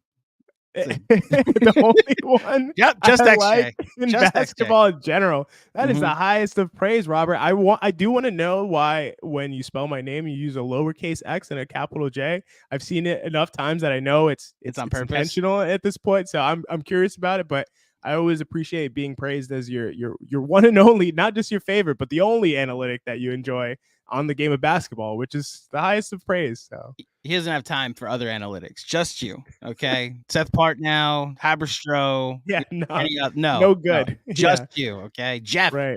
Like, no, just no. Ben Taylor, get him out of here. Yeah, yeah. He's not trying to clean the glass. He's just trying to send in super chats. Thank you, Robert Cross. He's got more coming. Don't worry. Other Alex, shout out to you for the contribution. Hard-nosed Eastern Conference Finals Game 7 type win. I like that. The Kings played well, too, making this more impressive. Love Precious, but iHeart showed how critical he is all night. I co-sign every word, Alex. Other Alex. Complete co-sign. You know, I do like Precious at the 5 in some situations. This is not the one. This was not the one for him going against Domantas Sabonis, who is just a beast and a bully on the level of a Julius Randle, which is crazy. I mean, we all know what Julius can do. In fact, the thing I always like to point at is the Julius game against Toronto when, you know, the Knicks were in talks for OG Anunoby and Julius was like, this guy, I'm going to put this guy under the rim and just destroy him and switch OG onto me. You don't want to do that. I'm going to punish him. So we know that Julius can do it against anyone. So can Sabonis. And he did it against Precious, but he didn't do it against iHeart. So that just shows how good iHeart is defensively. And I wish he never got injured. I really think he would have been an all NBA guy and have a legitimate case. Sorry, not all NBA, all defensive team, yeah. And have a legitimate case for defensive player of the year. I really believe that. So it's unfortunate that he got, his injury, but yeah, this is totally on point, Alex. Co-sign. Thank you, Alex, for the contribution. Hush Zoo. I can sleep like a baby tonight. Thank you, Detroit. Thank you, Brunson. Let's go. Yes, thank you, Detroit. Sincerely, the city of Detroit. Respect to the city of Detroit. Much respect to the city of Detroit. We always pay our respects to Detroit, but in this case, we owe you a big game on a West Coast trip. Thank you to. I'm gonna say I like that Hush Jew phrased it this way because I mostly credit Jalen Brunson with the win, and then the second most credit goes to the city of Detroit, just for existing and for giving these players an opportunity to play basketball in their city, and be able to come over to New York and have that hard-nosed, gritty mentality that the city of Detroit has. So number 2, city of Detroit, and number 3, Isaiah Hartenstein. So that's my ranking for tonight. Did I miss that you're Mensa's running mate? Yeah, we're gonna co-run. We're gonna be on the ticket for mayor of Detroit. You didn't know about that? Now I know. Now we know. Yeah. This is where your contributions are going tonight to the Smith. You haven't said your last name publicly. The Smith J. Ticket coming your way this fall. Coming soon. Yeah. phrasing. Yes, shout out Hushzu and shout out Dr. Dre as well. Jeremy Goldstein, dim the beam. Hey. First of all, shout out to Jeremy. And yes, dim the. See, you know what stinks? I love the beam. Like, obviously, I'm glad it didn't go off tonight. I love stupid shit like that, where it's like the Mets have an apple that goes up in center field anytime they hit a home. That's true. I love stupid shit like that. Do you love the apple? Are you a big apple? Are you a big Yes, fan of the apple? I turn every time a home run is hit. Like there was a game I went to in like the early 2010s during the summer, and during the summer I was living at home. I was living in Virginia, so it was one summer that I came home for a little bit, right? Mm-hmm. And like the Mets hit a home run, and then they hit a second one, and I guess it takes 45 seconds for the thing to reset. And I'm staring like, where's the apple? Like, no, the game has to stop until that apple comes up. And it didn't go up until they switched sides, like until the third out, because they were like the game kept going on. So they still did it anyway. They just did it way later. I wasn't the only one in the building that was like apple, apple, apple. So that's awesome. I dig these home traditions that some teams do. No, there's nothing wrong with it. I love it. I think it's cool, and I like the beam. But yeah, anytime New York is in the building, dim the beam. Jeremy, you're totally on point. Anytime New York is in the building, dim the beam, cover up the button, whatever. I don't even know how they do it. Actually, do they all like somebody slam the button at the end of the game or something like that? Yeah. Whoever like the player of the game is that they do the interview with gets to light the beam. Yes. Yeah. All right. Cover it up. I don't want to see it. Put away in case of emergency. Break glass in case of emergency. Don't let Amari Stoudemire punch it. Yes. Wow. There's a reference. Yes, Melo's fault, by the way, that Amari punched and like got his hand all stitched. He was a better leader. You're right. Jalen Brunson's teammate wouldn't have gotten injured. Oh, you said it. That's right. I forgot. His whole team got injured this year. Yeah, thank you, Jeremy, for the contribution. David Crockett, good to hear from you, Sarah. Awesome game. Love it for AB. He really needed it badly. We all did. Hey, who needed it more, us or Alec Burks? Alec Burks needed it more. You're right, but I was feeling it too. I know for a fact, obviously, I wasn't feeling it as much as Alec Burks, but maybe it was like 60-40. I can't imagine for a second. I can't imagine what that feels like to be, at the stage of his career that he's at, with the career that he's had, to do what he's done in Detroit, come over, to a place where he's familiar with, a fan base really largely loves him. Nobody's like mad at Alec Burks for, the Burks point guard experiment. Everybody loves Alec Burks, and he was great as a Knick. And to come over here and then to play like he's played, and then kind of be like, are you benched? You're borderline getting out of the rotation completely. You're losing your job to Deuce McBride, who we already have. It makes the trade look stupid. Like, I don't know, man. Like, that's a tough situation for him to bounce back the way he did tonight. You know what? Give him a B+. I give him a B+ for that. There you go. took an hour, but we got XJ to the B+. Thank you, Mr. Crockett. Tom Cappuccini with another one. No question, iHeart is healthy again and needs to be back for the long term. I hope this is just the beginning of Detroit B-ball. Let's go, Knicks. Let's get another one. I'm fine with under 30 minutes for Isaiah Hartenstein for a while. Maybe when everyone's back. I don't want to say wait till the playoffs to ramp it up, but it seemed like Tibbs. I don't know if this is a read by Tibbs. I haven't heard any of the quotes yet, and I don't know if this is even brought up, but it seemed like a conscious choice. You know what? The only chance I have to stop Sabonis is iHeart playing a ton in the second half. Yep. So I'm going to leave him out longer. Like, there wasn't that early second quarter shift from him. He left him out until the end of the second and let Precious kind of just left him on an island there. I was like, all right, even if you foul out, just like you're there to eat innings. Yeah. Quite literally eat innings while I save Hartenstein for the second half, which, he did. When he came back in with 8 minutes left in the fourth quarter, it was like, oh, this is going to be a long shift. And it had a large impact on the game, I'll say. I think it's such a great call. And yes, I think you're absolutely right. I don't care what Tibbs says. I'm going to say you're correct, GMAC. I think that he held him out knowing that he was going to need him to finish off the game, to match Sabonis's minutes. And, they had Precious out there, and Precious did his best. Take a couple punches, take a couple shoulders to the chest there, and get scored on a little bit. But knowing that he was going to come back with iHeart at the end, and knowing that was the only way they could slow down Sabonis. So I think you're right. I think he probably saved them. And Dom Cappuccini, I mean, so need iHeart to be back for the long term. So whatever they have to do to regulate his minutes, you got to do it. At any cost, you got to do it, because they need him for any deep playoff run that you might potentially have any delusions or illusions of potentially having. So yeah, absolutely. So we got 3 from Busy. First of all, again, shout out to Busy for the very generous contributions tonight. It's always appreciated. First one, OG's impact that most people probably missed on a key possession in the game. OG rotates to Sabonis. Sabonis tries to muscle him out of the way. If it was any other Knicks defender, it would have been an easy 2, but because of his size, he stood in there long enough for iHeart to get back in the play and force a key turnover. Read that on your stat sheet, GMAC. So, a little behind the scenes. Last game, I just made the comment that, like, what a lot of people have said about the Detroit Knicks trade, that Quentin Grimes is 4 of 28 from 3 since the trade. And, like, he's got a .262 effective field goal percentage. It was like, oh, this trade is cursed. Like, all 3 players have been horrible since the trade, right?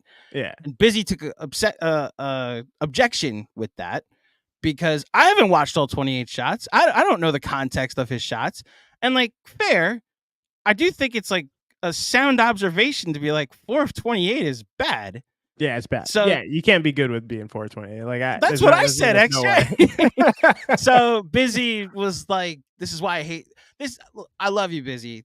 This has been his thing. I hate stats. Like, I hate things like stats. He literally told me, how would you watch a game if you didn't have a smartphone? It's like, I'd probably keep score on a pad, like I used to do before I had a smartphone. Yeah. Like, stats are fun to me. I think they enhance basketball personally. But to your point, the physicality that OG Anunoby showed tonight on this specific play that you're talking about overrules his 1 of 8 shooting tonight. And it's why you need to watch the game. I do agree with that point. I also think you could say he shot poorly tonight and it'd be an objective point. You know, he wasn't like, he impacted winning, but he was also 1 of 8. So you can say both, in my opinion, XJ.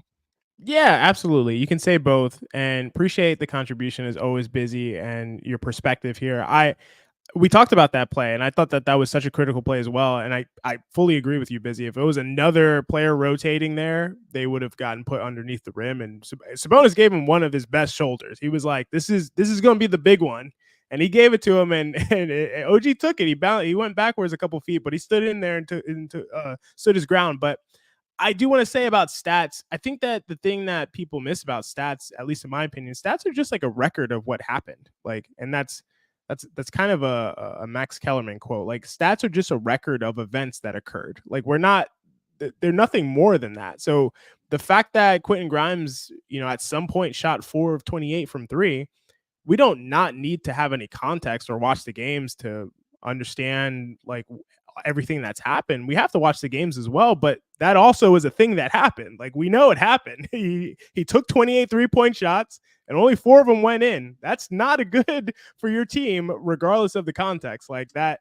is the case. So stats give us utility in addition to watching the games. And I think the other thing to note is that we can watch the games and have kind of lopsided or distorted takeaways from what we watch, because we may be paying more closer attention to things like, look at this great OG play that we saw, and be paying lesser attention to like, why did OG try to jump this passing lane and then give up a easy drive for Harrison Barnes to score a layup? Like, I'm not saying that we are wrong for doing that, but I'm just saying it's really hard to on the fly watch games and kind of make that balance of, he did more good things than bad things to this extent. So we need stats to kind of supplement both of those things. So that's what I would say. If I told you Jalen Brunson had 45 points last game, you would think he had like a better game than this one where he only scored 42, right? No, but you saw both games, and you could still analyze the 45 points by watching it. So Busy, we love you, and thank you for the contribution, sir. Juanon, remember a few weeks ago when the fan base was This has been Do Or Not Sting for the last 2 weeks, really the last 2 months. Listen, I respect everybody's frustration with those 2 months without Anunoby. I felt it too. I'm glad we're on the other side of it, and I hope we're on the other side of it forever. The full comment, remember a few weeks ago when the fan base was shitting their pants with half the team injured. This is why we don't panic. Rounding into form as the playoffs inch closer is a beautiful thing. I do think those were some pretty dark days. That's all I'm going to say. I thought Jalen Brunson was done forever when he went out against Cleveland. Yeah. You were live when that happened. So that's why I needed my own version of sports therapy where I joined you guys for the playback. It's like what matters right now? Nothing matters if he's not okay. That's the most I drank this year. I want to say on that live stream, by the way, and it was absolutely necessary. Actually, maybe in a year. Yeah, I totally understand why people were shitting their pants with half the team injured, because not just because they were injured, because it wasn't clear when they're coming back, or if they're coming back, or we still don't know, Julius Randle's situation. So we still don't know Mitchell Robinson's situation. So I felt totally confident, like it sounds like you did, Juanon. If these guys come back, we're good. We're loaded. We're deep. We have the best 1 to 9 in the entire NBA by far. It's not close. And our top end talent is even better than we thought it was. For sure, we were good. But it's just are they coming back? And how much can this team hang in there until they come back? And if OG Anunoby needs 3 more weeks than we thought he needed, and now he's back and he still doesn't seem fully healthy, can we still hang on and still win games until everybody's good to go? I think that's what the shitting their pants is about. I think that's the reason for the shit in the pants, as opposed to feeling like it was some kind of sky is falling type situation. I think everybody felt like if these guys come back, we'd be good to go. And the return of OG Anunoby is a fresh pair of underwear after shitting our pants for 2 months. A fresh pair of underwear and some Imodium AD. Yes. Yes. Totally. We're going everywhere with these references tonight. Next contribution. Thank you, Juanon. From Bake. How much money do I have to raise for Andrew to leave political leanings out? So I have no idea if this is in reference to my pro Mello stance, or if this is to me endorsing you and Mensa on the Detroit mayor ticket. I'm pretty sure that's or if it's just something else. Unfortunately, Bake, this is a free country, and I choose to endorse who I choose, and I choose XJ and Mensa for mayor of Detroit. Okay, that's real. We're gonna make Detroit great again. All right. It's gonna take a lot, but I mean, I'm sorry, Detroit. No, I'm just kidding. I'm just kidding with you guys. We're all in this together, right? We're gonna make it great. Yeah. Full respect to you guys. No, I think, Bake, what do you have against me? Can Andrew just lean to my side politically, whatever that means? I feel like it's cool. Honestly, our candidacy is really all about getting Detroit's best players over to New York. So, you all should be happy about it. That's all I'll say. Thank you. I appreciate it. 4 more years. And also, I lived in Ann Arbor for a while, so I have street cred on the outskirts of Detroit. Yeah, roots indeed. Thank you, Bake. And I'm sorry, Jason Feldman, telling my coworkers the magic is in the work. Man, this very weird basketball team that's taken on the identity of his coach. Yes, the magic is in the work, and that's why we're load managing John tonight, so that way you and I can eat the innings on this overnight. We're having a blast, though. Thank you for everybody. 1355, 1,400 people still watching between YouTube and Twitter at the moment. Thank you, everybody, for tuning in. It's 2 a.m. on the East Coast. That's insane. Big Knicks fans are nuts. The Knicks fans are insane. Indeed. I co-sign that. Stevens Big Yame. Good to see you, by the way, Stevens, at the MSG event last week. What a W. Refs call nothing, and we didn't let it affect us. Again, I have no idea how to analyze this. Both teams were very mad at the refs tonight. So I have no idea if this was an actual pro Kings officiated game, or whether This is just like there's more variance now. That some nights it'll be pro Knicks, some nights it'll be pro opponent because it's kind of random what they're calling at the moment. Yeah, it feels a little random, so it doesn't feel consistent, and I think that's kind of the frustrating thing. A lot of people say, a lot of coaches, at least you hear, it's like, call it how you call it, just call it consistently across the board, and I'm not saying that it was consistent tonight. I genuinely tend to stay away from talking about referee stuff too much because it's so hard for me to say. I would have to sit there and chart like, oh, this was a foul, wasn't called, this was a foul, wasn't called, and like do that for both teams to feel confident to be like, you'd have to give like a 48-minute report. Yeah. Yes, exactly. It would have to be a 48-minute full game report. So I tend to not feel so confident doing that, but I agree. Brunson specifically was not getting calls tonight. And it's very strange to come off of, a 17 free throw game 2 nights ago and to have a 4 free throw game tonight, which included garbage time free throws and one and a technical foul. So yeah. I don't know. It is weird. It is absolutely weird, and I give a lot of credence there. We both now have said it. It wasn't garbage time. Technically, it was crunch time. Like it was. All right, crunch time, not garbage time. Yes, we both did the same thing. Yeah. It wasn't free throws that were earned. It was like the concession free throws at the end when you're trying to get the ball back. Which I don't necessarily think those are earned. Don't get me wrong. You got the lead, so you can benefit from those free throws. But those don't involve referees making judgment calls on your attacking the basket, and if you're getting fouled in the act. That's kind of the point. Exactly. Yeah, I agree. Thank you, Stevens. We got a quote from Josh Hart. This is from Fred Katz of The Athletic. Josh Hart on Jalen Brunson's 42-point performance.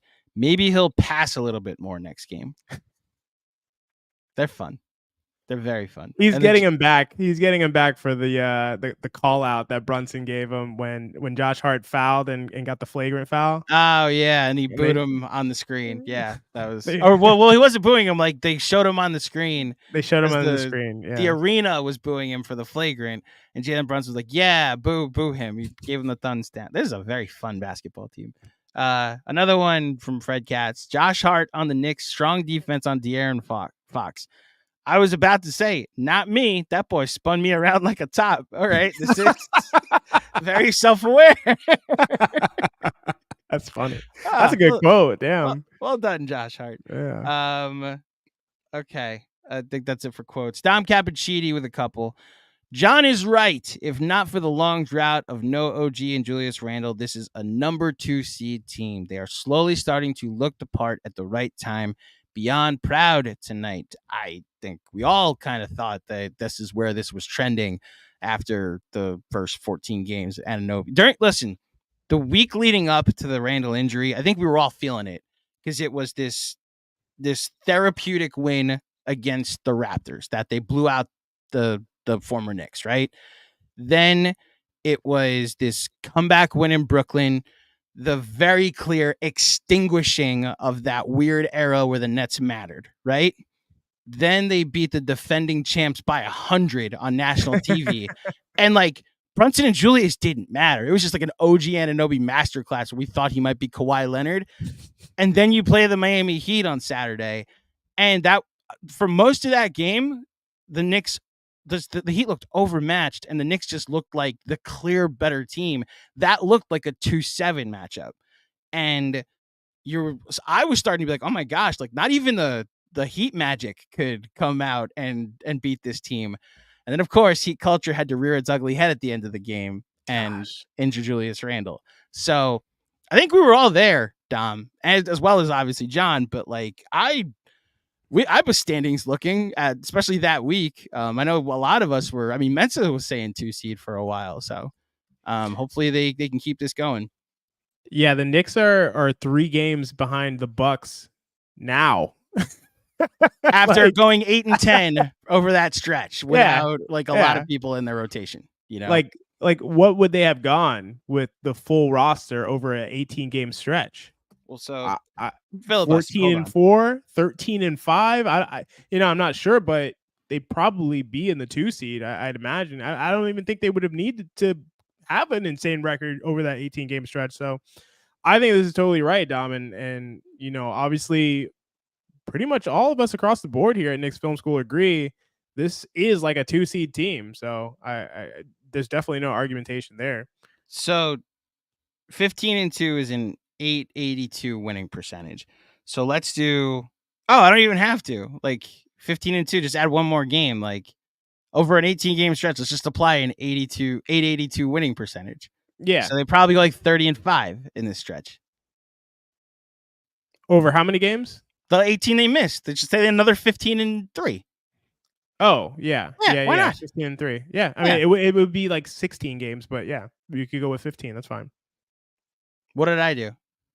You said 882. 882 across 18 games is closer to 16 than 15. But yeah, let's go to 15. No. Let's go with XJ's. 31-4. That's what they would be.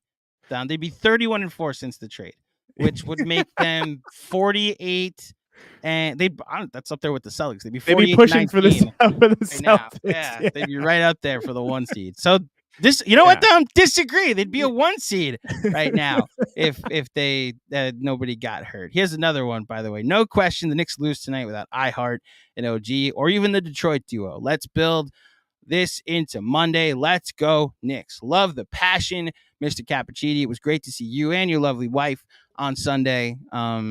And look, if you can make it, and if anybody can make it, join us at T-Squared Social next Saturday for Knicks Nets as we continue to laugh at little brother across the river, but this time welcoming them back into our building. Thank you, Dom, as always, for staying up late and for the contribution. Nick, who's there? It's your boy, John. That's the name of the super chatter, and I love it. So that's awesome. Incredible win. Don't want to take a whoa. We have our first negative comment of the night. It does start with incredible win, but don't want to take away from it, but Knicks need to score. Lowest scoring team over the last 10 games. I don't think improves without Randall. It's tough to grade the last 10 because two of those games, Jalen Brunson didn't play. Look, there are other ways to score point. Well, what do you think about this, XJ? I think the answer to the riddle, Nick, who's there, is it's a negative Nancy. That's what I think is going on right now. Well done. Well done. I don't think they need to score more personally. In this game they could have scored more. They missed a few threes. OG Anunoby is clearly, in my opinion, not right with his shot. And so I expect them to hit a few more shots moving forward. But as far as like how they performed in the Sixers game, which I think is the real kind of embodiment of the way that this team is going to play, in a slower pace game, fewer possessions, the amount that they scored is really sufficient, and their defense is going to be able to carry them.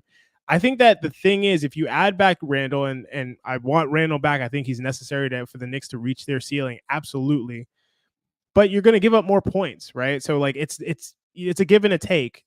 They're not scoring as many as they would if they had Randall, but they wouldn't be keeping teams under 100 points for however many games in a row it's been at this point. So I think that that's the trade-off that you have to look at. I don't think that they need to score a ton more on a per possession basis. I think they just need to kind of lock up the defense, hit shots when they need to, and I think they're going to continue to do that. I think, look, I just doing the last 10 that Nick, who's there, it's your boy John, is going to. First in defense. The last 10 is right. It's tough because there's a stretch that Anunoby's there and not there. There's a stretch that Brunson's there and not there, but they're to that span. First in defense, 28th in offense. I don't think they're the 28th worst offense with the current roster. So even if you're just going to the last 3, which the Knicks, 93 defensive rating. This is insane. And 21st in offense. And as you mentioned, like they've missed some looks. Like DiVincenzo's missed a ton of threes. Brunson missed a ton of threes the last game. They haven't hit shots that I think you can normally count on them to make. I do think that the trade-off with Randall boosts is more of a positive than a negative. I understand like they would have a 93 defensive rating. I don't think we both realize that that's unsustainable anyway. But if you dropped, I still think they could be the number one defense and get up to like a top 10 offense with Randall on the floor, because you're not taking OG off the floor. You're taking Hart off the floor for certain possessions. And that's just going to create the gravity necessary. But yeah. I agree. I just want to say, so the Sixers game is the one that I look at as like, again, like this is what I expect this team to look like, especially offensively. In that game, they scored at a rate. They only ended up with 109 points, so it looks like they didn't score that much. Actually, they ended up with 106 points. I think they actually scored at a rate of 125 per 100 possessions, which would be the best offense in the NBA. They scored an effective field goal percentage in that game of 61.6%. They were incredible offensively in that game. It's just fewer possessions because the defense is so bogged down. You're not going to do anything. You're going to waste your whole 24-second shot clock because you can't even approach the paint or find a good shot. So their defense being as good as it is also contributing to them not scoring as much. So I think that can't be underrated. I agree. I'm just not looking at the last 10 games. To me, Brunson, OG, Hartenstein, those three guys healthy, those are the games that matter to me. Any other kind of amalgamation of Knicks, I'm not really going to be grading that hard. Okay, that's fair. I think I think this team hits another ceiling with Randall, obviously. Which I agree. I was gonna say I agree with you. I believe that the Knicks need Randall to reach their maximum ceiling for this season. I totally agree with that. Thank you, Nick. Who's there? It's your boy John. Yeah. John Kaywood, not John Macri. John Kaywood. Games like this make believe in the Tibbs system. Subbed splendidly.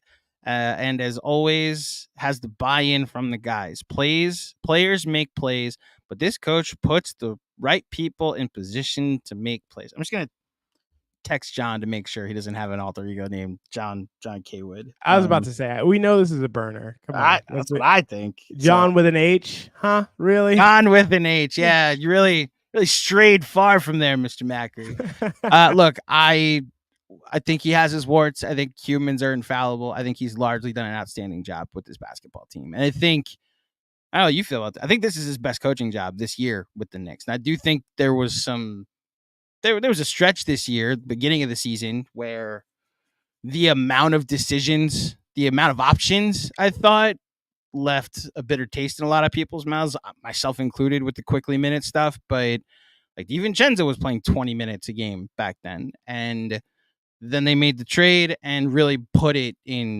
roster out there that was in his own identity. They went 8-10 during that stretch without like 3 starters. I understand Hartenstein, because Mitch being out, I'm not even saying like Hartenstein's not a starter. I'm saying like he was playing at half speed. Now you could say his overuse of Hartenstein is what made him play at a minutes restriction. Sure.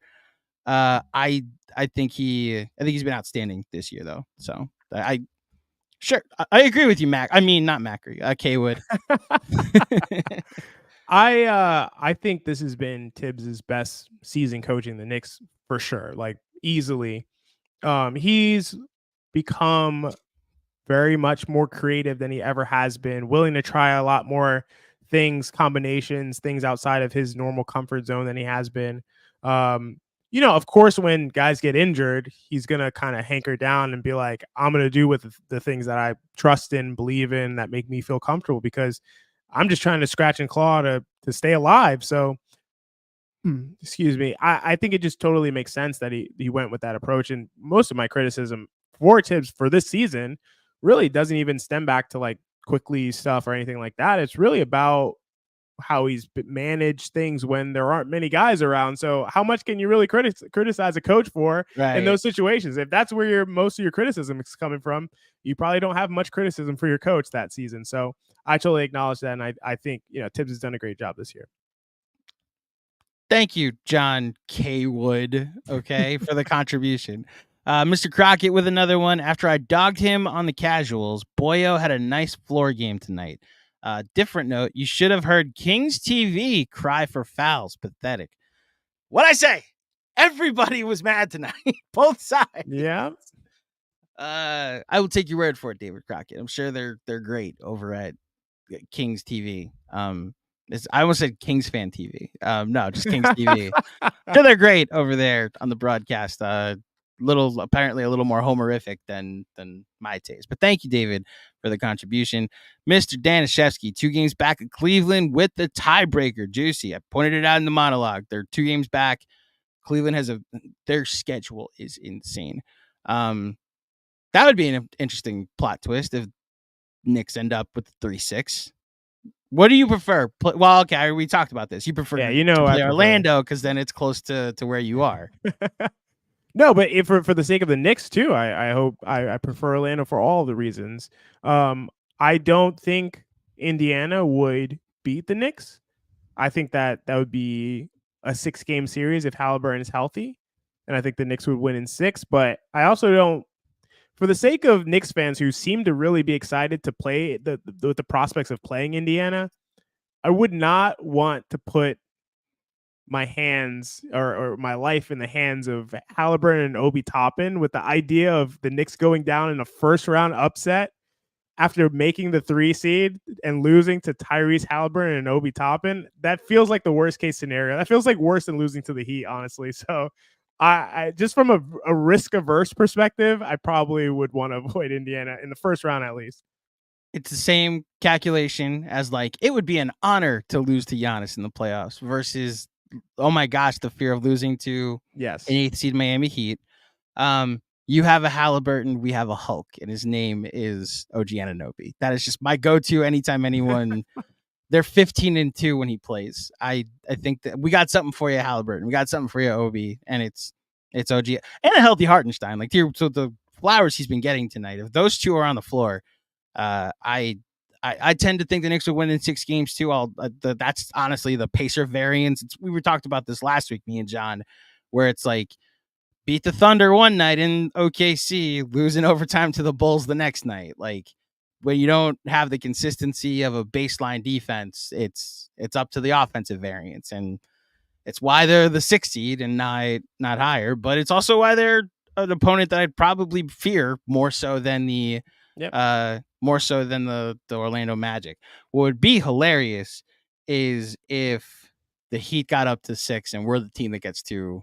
You want to talk about demons, XJ? I would love that series. I know you would. I would. So excited for that series. I would be hiding under a rock with a flag. Yay, Nick! Just need it over. I just need it over, and we won more games than they did. That's all I need is it to be over. Thank you, Kevin, for the contribution. I know you gave you shit earlier, partially because you said something preposterous, but I appreciate the contributions as always, my friend. Robert Cross with 2 of them. JB is now known as Maestro. Knows it all, like Bradley Cooper makeup, or just a maestro? So get back to me on that, Robert. His orchestration is elite. All I did at Moda Center, which is where the Portland Trailblazers play, and it's near where Robert lives up in Oregon, was watch him and eat my ice cream. Both were great. What's your favorite flavor ice cream, XJ? Take a guess. Take a guess. It's not anything crazy. So okay, one of the standard flavors. Cookies and cream. No, more standard than that. I like very plain foods. Vanilla. It's my second favorite. First favorite, strawberry. But okay. Yeah. I'm not good with fruit flavored ice cream. So when I talk about plain, it's literally it's chocolate or vanilla. That's my go-to. Why is that? Is that you just don't like it? I don't like. I'm extremely plain. I would go to Carvel as a kid, and obviously, as from the look of me, plenty times, I would just be I don't like sprinkles, I don't like whipped cream, I don't like a cherry. I just want the ice cream. Carvel has the Wednesday buy one get one. Yeah. And what do you want on your Sunday? And it's nothing. I just want to put ice cream in a cup, and I'm good. And it's yeah, but it's a free Sunday. It's yeah, I know. Just put more ice cream in. I don't care. I need to ask you a probing question about this because we might be. So is this only for ice cream or is this for foods? You like plain foods? I don't chips. Are you going barbecue or whatever? Or are you going original? No. Sour cream and onion I'll do. I'll do that. But that's pretty plain. Yeah. I don't do Doritos, I stop at like nacho cheese or Cool Ranch. These weird flavors down the Yeah. aisle, I'm Okay, good. we're on the same page then. We're on the same page. Yeah. I think so my wife is very diverse in her food choices, where we go to a restaurant, she's like, oh, I want to try something new, and I'm like, yeah, the standard. That's like one of four things. One of the things that I like. I tried the things. I've found the ones I like, and those are the ones I want to get. Bingo. We're on the same page. I love it. Okay, same page. I'll take it. There you go. My friend. There you go. Robert Cross with another one. Legend of GMAC. This is an Eastern Conference Finals team. I am already assessing KFS party bus options, looking forward to negotiations. Again, Robert, every time you send this exact chat, I'm going to respond the exact same way. If the Looney Bin is renting out their bus, we'll absolutely let you run the party bus, okay? I just need to know what the curfew is that I have to get you back by, okay? Love you, Robert. That's a good one. Be More Corey with another one, with one tonight. Shout out to you, Be More Corey. Our starting lineup is 5 football players. That's a great comment.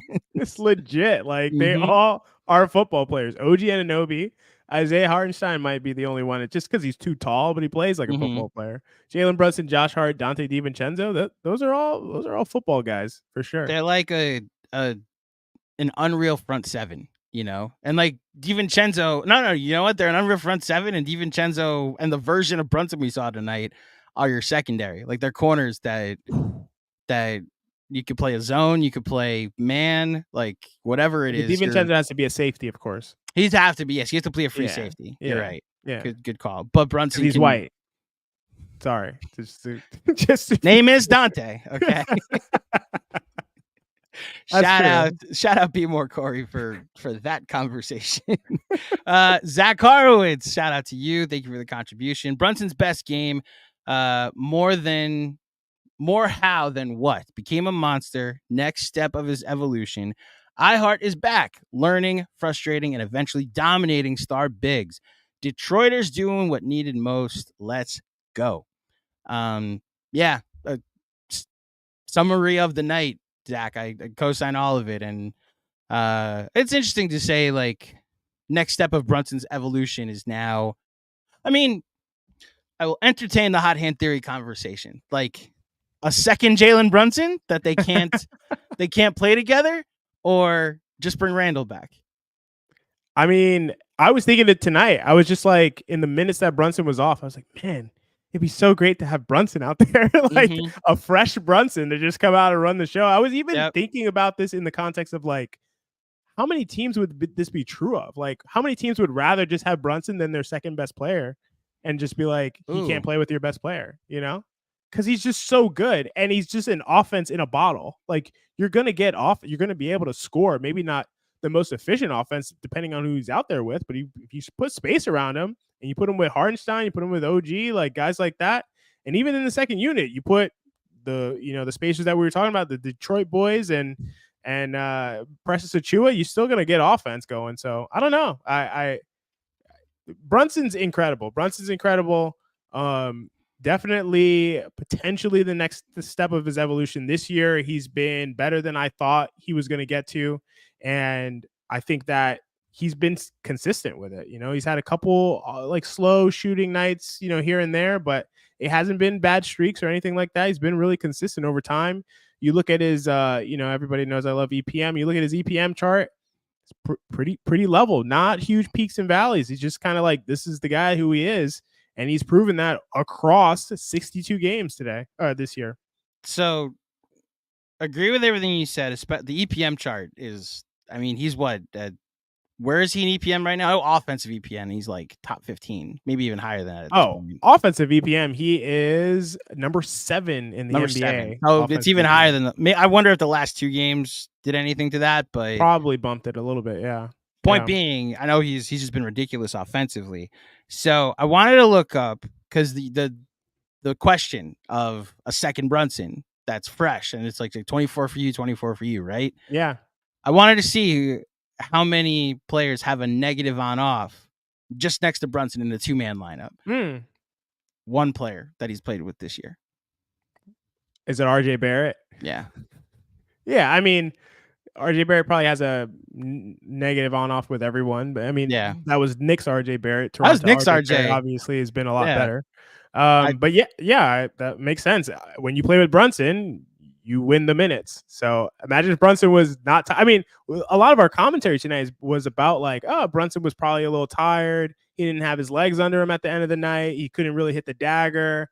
They had to run offense through Isaiah Hartenstein at points because, you know, he's getting worn down. He was getting blitzed. Imagine if he was just fully fresh the whole time for 48 minutes. Those daggers at the end probably they're going go down down. and they exceed 100 and whatever points. Just to fully stretch this out, so at least 400 minutes for each of these samples, right? With Anunoby plus 29, my goodness. With Hartenstein plus 11, with Precious plus 11, with Quickly plus 11, with Hart plus 9.7, and then with Julius and Devo plus 6.4 and plus 4.7. It's really just like Grimes, Mitch. It's plus 2 and plus 1. It's really a plus 2 for each, and then RJ, Knicks RJ is a minus 2.7. Okay. A second Brunson would probably be a good idea. I did the thought experiment. There you go. Thank you, Zach, for that. Dom Cappuccini, you madman. You said you were done. Insane. He's got 3 more. I'm going to read all 3. Wow. Considering the Knicks outscored a high-octane offense on the road in spite of their terrible shooting, I think I will come away strongly encouraged on our final stretch run and first-round potential. Keep stacking them W's. We've talked about it all night. And XJ, like you said in the intro, this is probably a more impressive win than it might get credit for. And, you know, to Dom's point, being able to win games like this is how playoff teams win games, because you're not always going to be able to depend on, you know, your shooting, and the baseline defense can potentially win games for you too. So yeah, absolutely. And I don't know if you want to read the rest of Dom's. You can respond, and then he's got 2 more that are different questions. So yeah, so I totally agree with what you just said, Andrew, as well. And the thing about the Kings is, again, I think their defense is underrated, and we're talking about a top 6-7 team in the freaking loaded West. The West is ridiculous. Like, beating any team that's in the playoff picture in the West is a huge accomplishment on the road, and you're not making shots. Like, I mean, it's awesome. And the fact that they were able to stifle the high octane offense, as you said, Dom, on the road in spite of the shooting, it's just it's unreal. So yeah, totally agree. Another one from Mr. Cappuccini. Clarification on an earlier super chat. I feel better about facing Orlando as a 4 or 5 in the first round. I've never had a doubt on what we will do to that team when ish matters. Good. I know there's been some talk about how let's just get a top 6 seed. I'm comfortable with the ceiling of this team being like, no, we can be selective about who in the top 6 we want to face. So I'm glad you feel the same way, Dom. And then one more from you. I can't do this next game, so you won't be joining us on Monday against the Golden State Warriors. But I'll be back Thursday night. Let's do the unthinkable and sweep the West Coast trip while getting healthier. Good night, all. Thank you, Mr. Cappuccini.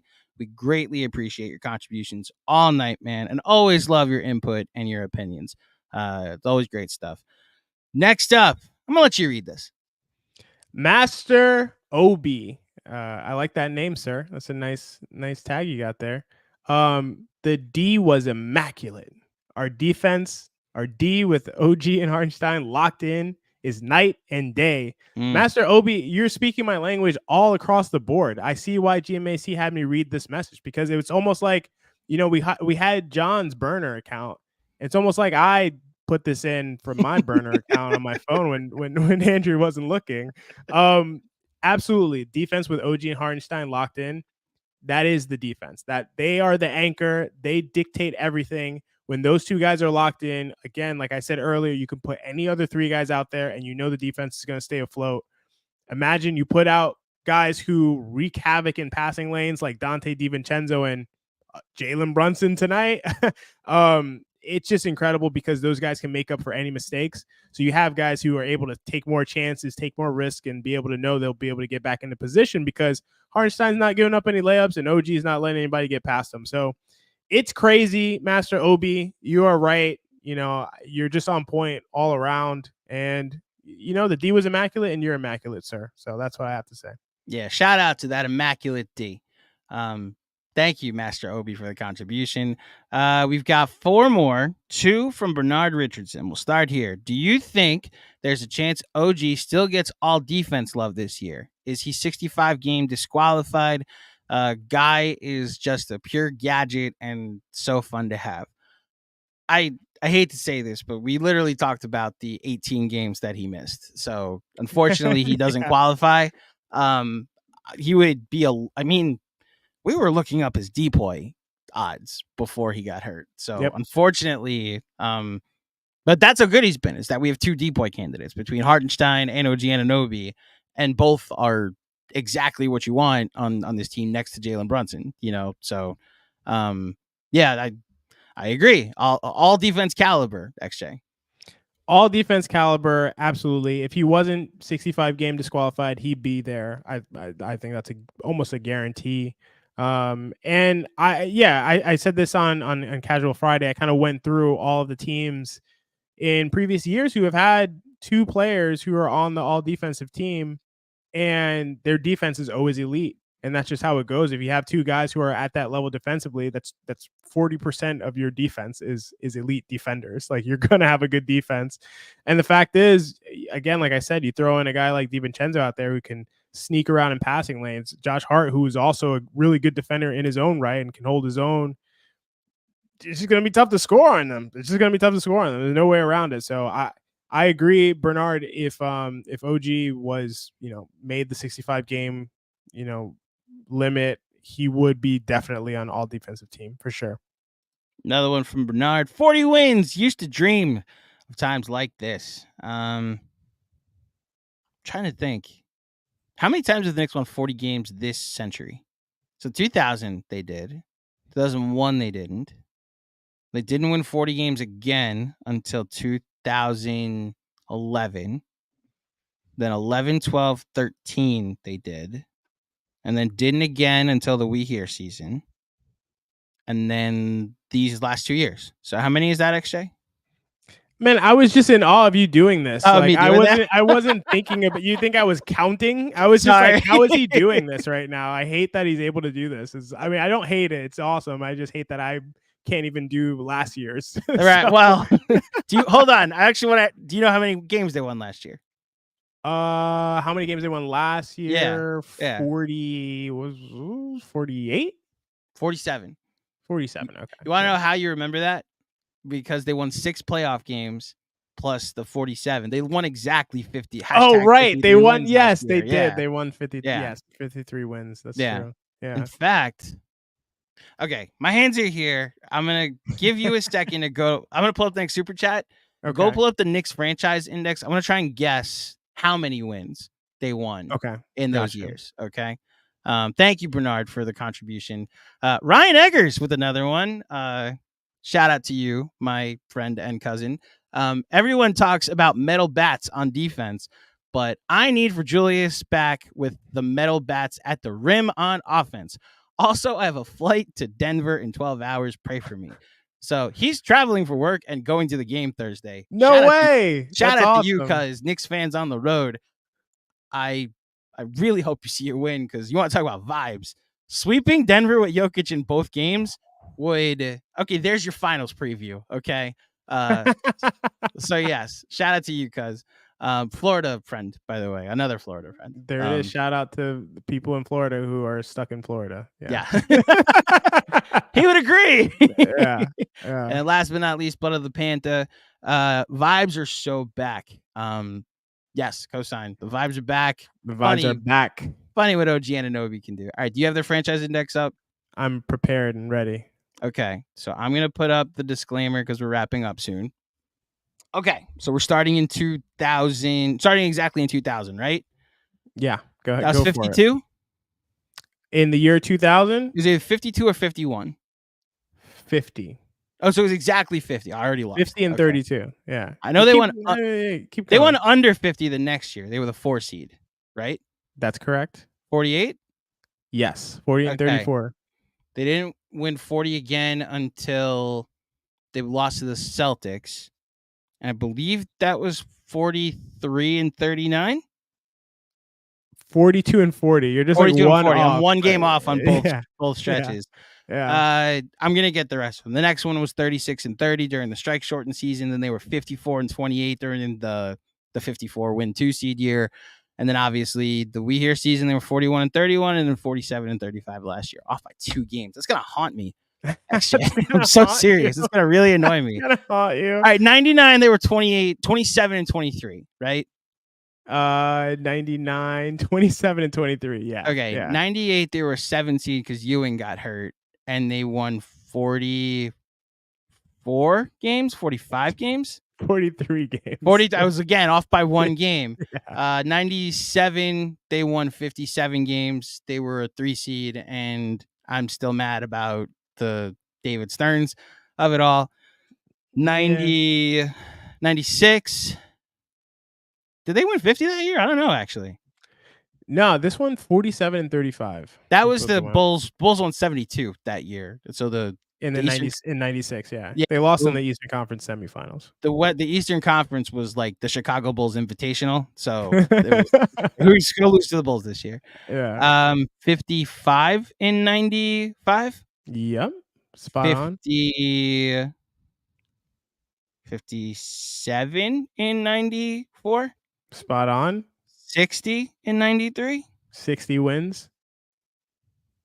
92 I always slip up on because they were a 4 seed, 4 or 5 seed. I forget which one, but then they like pushed the Bulls to 7, and the Bulls won 67 games. I'll say 46 wins.